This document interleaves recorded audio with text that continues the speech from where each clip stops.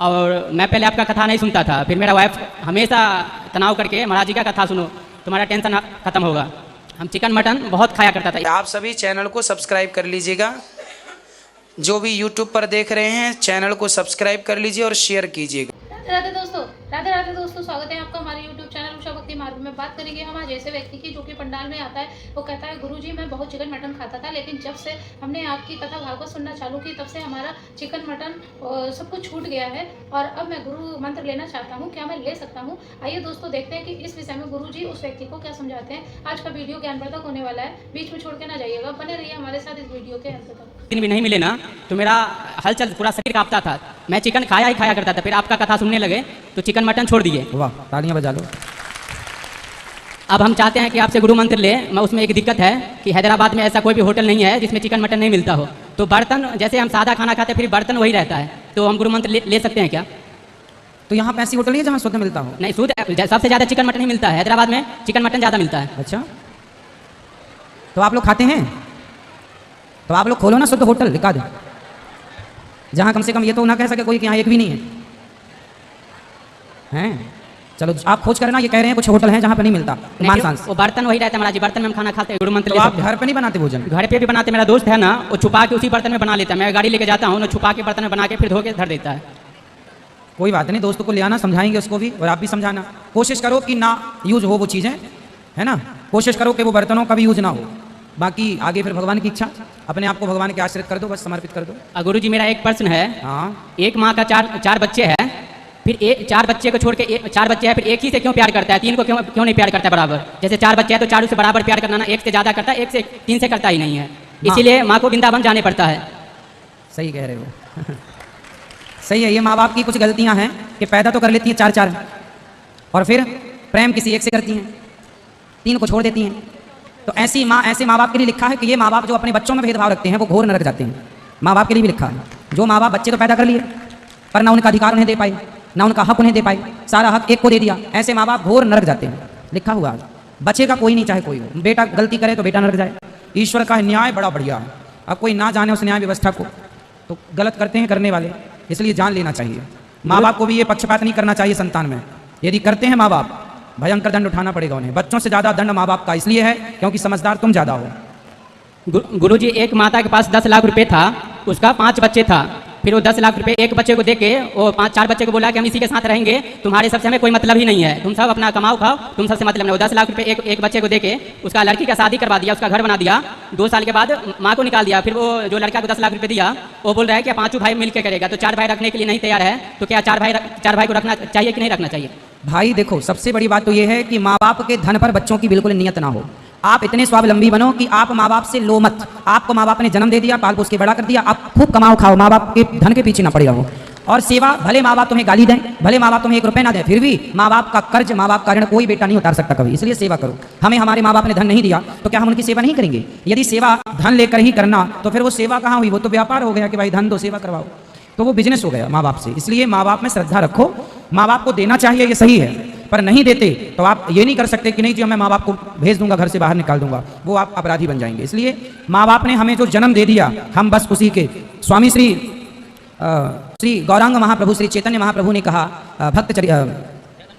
चैतन्य चरितामृत में कि मैं अपने शरीर के चमड़े को निकाल कर उसकी जूती बनाकर उस जूती को माँ के पाँव में पहनाऊं तो भी मैं अपने माँ के ऋण से कभी ऋण नहीं हो सकता।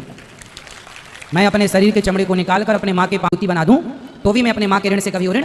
इसलिए बेटा, माँ बाप पैसा दें ना दें अलग विषय है, फिर भी सेवा। वो महाराज जो 10 लाख रुपए था, वो 4 बच्चा जो था वो बोला कि जब कोई बात नहीं, तुम इतने काबिल हो कि 20 लाख कमा लोगे, तुम्हें काबिलियत है, छोड़ो 10 लाख। मैं डेली सुबह 4 बजे उठता हूँ गुरुजी। हाँ, डेली सुबह मेरा टिफिन सेंटर है, मेरा डेली सुबह 4 बजे उठता हूँ, पानी नहाता हूँ। मेरा काम है, मैं डेली उठ के मेरे माँ बाप के चरणों को प्रणाम करता हूँ। सबसे पहले पानी नहाया, पहले माँ बाप के चरणों को प्रणाम करता हूँ। बट क्या है, मैं पानी नहा के निकलता हूँ, हमारी मम्मी भी डेली जो है तो 5 बजे 4:30 बजे 5 बजे उठ जाते हैं, बट उन्होंने पानी नहीं नहाते। तो मैं जाने के पानी नहीं नहाते मतलब क्या है? मतलब स्नान करना? स्नान, तो स्नान ही बोलो। हाँ, स्नान नहीं करते। मैं जाने के बाद करते हुए 5 साढ़े 5 बजे स्नान करते हैं, जब तक मेरे को जाना का रहता टिफिन सेंटर पे। ठीक है। तो मैं पानी नहाते के मम्मी डैडी के पैर पड़ता हूँ, तो बट उन्हें पानी नहाने से पहले मैं उनका आशीर्वाद लेता हूँ। तो बट उन्हें पानी नहाए या नहीं नहाए, आशीर्वाद मेरे को शिकार होता या नहीं होता?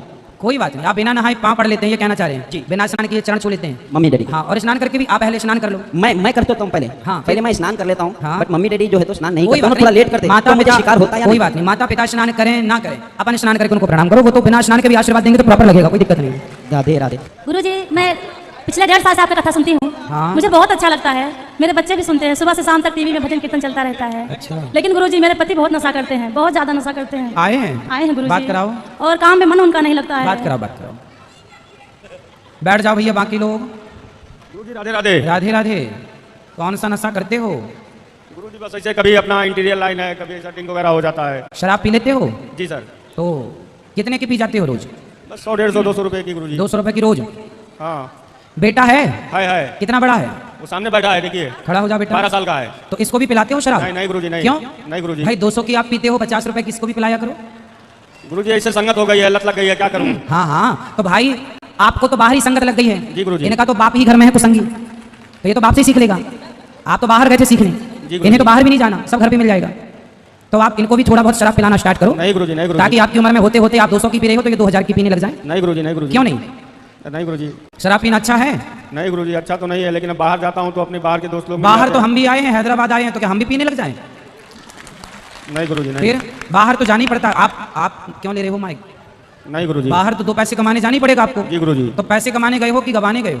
नहीं नहीं गुरुजी, पैसे कमाने आए हैं, लेकिन अब क्या करूँ, ऐसे हो जाता है। हो मतलब शराब आके अपने आप आपके मुंह में घुस जाती है? नहीं नहीं, ऐसा कुछ बात नहीं है। फिर कभी वो ला लेते हैं तो कभी हमको भी उनके लिए खर्चा करना पड़ता है। क्या कर कौन सकते कौन हैं? लोग हैं वो?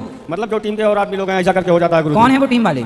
अपने काम करने वाले सब हैं, साथ में कारपेंटर रहते हैं, पीयूपी वाले रहते हैं, सब पूरा इंटीरियर वर्क अपना रहता ना। अच्छा, तो इनके साथ बैठ के आप पी लेते हो? उनके सब साथ में रहते गुरुजी, तो क्या कर सकते हैं? अरे तो वो कुसंगी हैं, वो गलत राह पर चल रहे हैं, तो वो आपको भी गलत राह पर चला रहे हैं। तो आप अच्छे बनकर सत्संगी बनकर क्यों नहीं उनको सत्संगी बना रहे हो? गुरुजी कुछ एक बिगड़ा 4 को बिगाड़ सकता है, तो एक सुधरा 4 को सुधार क्यों नहीं सकता?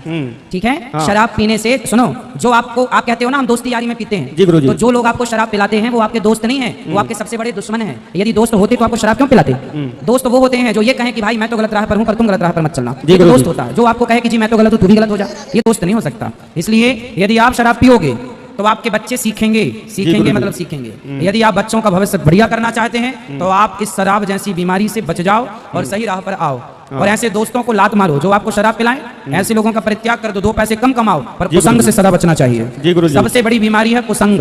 जी गुरुजी। कैकई माँ को कुसंग मिला, मंथरा का नाश हो गया। आज तक किसी बाप ने अपनी बेटी का नाम कैकई नहीं रखा। जी वो गुरुजी। ना कुसंगति पाई न साही। किसी का सर्वनाश करना हो कुसंग पकड़ा दीजिए, सर्वनाश हो जाएगा। जी गुरुजी। आप क्या कहना चाहेंगे आगे? कुछ मैं इसका उपाय कुछ बताइए गुरुजी। सत्संग करो और आशी कसम खाओ कि शराब नहीं पियोगे, और पीना तो बच्चों को भी पिलाना। फिर कसम खा रहे हैं गुरुजी आपके चरणों में, अब नहीं आज के बाद नहीं हाथ लगाऊंगा हाँ, गुरुजी, अब नहीं लगाऊंगा। ये मैं प्रतिज्ञा कल ही कर लिया हूँ। जी। मेरी वाइफ इनसे पूछ लीजिए कि आज के बाद बाबा जी का 7 दिन पूरा का पूरा सत्संग सुनेंगे, लेकिन आज के बाद मैं कसम खा लिया हूँ, वाह। कल ही कसम खा लिया हूँ मैं। तालियां होने के लिए अब हाँ। ऐसा संकल्प, आप कुछ भी मतलब इंसान चाहे ना हाँ। तो नथिंग इज इम्पॉसिबल, सब कुछ हो सकता है। आपने संकल्प ले लिया कि मैं गुरुजी। नहीं पीऊंगा, तो हाँ। भगवान आपके संकल्प की रक्षा करें। जी गुरुजी, राधे राधे। खुश रहिए, खुश रहिए। जी गुरुजी आपके चरण में कोटि कोटि प्रणाम। खुश रहिए। गुरुजी आप जो बोलते हैं ना, जिस घर में लड्डू गोपाल जी और तुलसी जी नहीं है वो घर शमशान है। हाँ। हमारे घर में जगन्नाथ जी है, शिव जी है, और नारायण जी है, लक्ष्मी जी है, वो हमारे घर क्या वो शमशान है। ना ना, जगन्नाथ जी तो है ना। हाँ। लड्डू गोपाल जी का मतलब है घर में ठाकुर जी का होना, चाहे वो जगन्नाथ जी के रूप में हो, श्रीनाथ जी के रूप में हो, राधा रमण जी के रूप में हो, बिहारी जी के रूप में हो, गोपाल जी के रूप में हो, है ना, बस होना चाहिए। गुरुजी। नहीं होने से शमशान है। जो लोग मांस खाते वो भगवान की पूजा करते, भगवान उसका पूजा स्वीकार नहीं करते। भाई मांस खाने वाला पूजा करे ठीक है, पर ना खा के फिर करे तो और अच्छा है। सात्विक विचार होंगे और अच्छा होगा ना, और अच्छा होगा। शंकर जी के गले में सांप क्यों रहता है? हाँ, शंकर जी के गले में सांप इसलिए रहता है क्योंकि सांप को कहते हैं काल, कालव्याल मुखग्रास अत्राश निर्णा सहित वे। काल कहा गया, मृत्यु माना जाता है सांप को। तो शंकर जी कहते हैं कि जो मृत्यु है, जो काल है, उस काल को मैं अपने गले में इसलिए लटकाया हूँ क्योंकि जो भगवान कृष्ण और भगवान राम का चिंतन करता है वो काल को भी जीत लेता है, इसलिए शंकर जी का नाम पड़ा कालों के काल, महाकाल। राधे राधे गुरुजी, जी। आपके चरणों में मेरा कोटि कोटि प्रणाम। खुश रहिए। गुरुजी, ये 4 युग रहते हैं ना गुरुजी, सतयुग में भगवान कौन से रूप लिए थे? सतयुग में वामन भगवान आए, धनवंतरी भगवान आए, कच्छप भगवान आए, हरि अवतार लिए, ये सब नरसिंह अवतार भया, ये सब सतयुग का है। त्रेता में श्री भगवान राम जी त्रेता में आए, द्वापर में कृष्ण भगवान आए। कलयुग में कल्कि आएंगे। हाँ। और गुरुजी, ये कलयुग के बाद में फिर ये युग रिपीट होगा, फिर क्या दूसरा रहेगा? कलयुग के बाद फिर सतयुग रिपीट होगा, फिर त्रेता, फिर द्वापर, फिर कलयुग। वो तो ये 4 युग ही रिपीट होंगे। जैसे संडे मंडे, ऐसे संडे मंडे चलता रहता है, संडे मंडे ऐसे ही चलता रहता है। ये सतयुग त्रेता द्वापर कलयुग, सतयुग त्रेता 7 दिन चलते रहते हैं। तो देखा दोस्तों, आज का वीडियो आपने पूरा देखा और सुना, जैसे कि उस व्यक्ति ने कहा कि गुरुजी हम बहुत चिकन मटन खाते थे और जब से आपकी कथा भागवत सुनी है तब से ये सब कुछ छूट गया है। तो इस विषय में गुरुजी ने यही समझाया कि अच्छी बात है, बहुत ही अच्छी बात है। लेकिन अब जो है बात यहाँ पर आती है दोस्तों कि जिस शहर में वो व्यक्ति रहता है, जैसे कि हैदराबाद में बताया उन्होंने शहर का नाम, और वहाँ पर जो है चिकन मटन के सिवा कुछ नहीं मिलता, शाकाहारी भोजन नहीं मिलता। तो इस विषय में गुरुजी ने यही समझाया कि आप अपने घर में अपना भोजन पका सकते हैं, साफ सुथरी रख सकते हैं, और रही गुरु मंत्र की बात वो भी ले सकते हैं। आप अपने कर्मों को अच्छी तरीके से सुधार सकते हैं, क्योंकि कर्मों का ही फल जो है भगवान को समर्पण करते हैं और भगवान ही आपको अपने कर्मों का फल देते हैं। लेकिन दोस्तों आपकी क्या राय है? आपको आज की वीडियो से जो भी आपको ज्ञान प्राप्त हुआ हो आप हमें कमेंट बॉक्स में कमेंट करके बता सकते हैं। और हाँ, अगर अभी तक आपने हमारे चैनल को सब्सक्राइब नहीं किया है तो आप हमारे चैनल को सब्सक्राइब कर लें, हमारी वीडियो को ज़्यादा से ज़्यादा लाइक और शेयर करें, कमेंट बॉक्स में राधे राधे लिखना ना भूलें। मिलेंगे किसी ऐसी ही अन्य वीडियो के साथ, तब तक के लिए राधे राधे।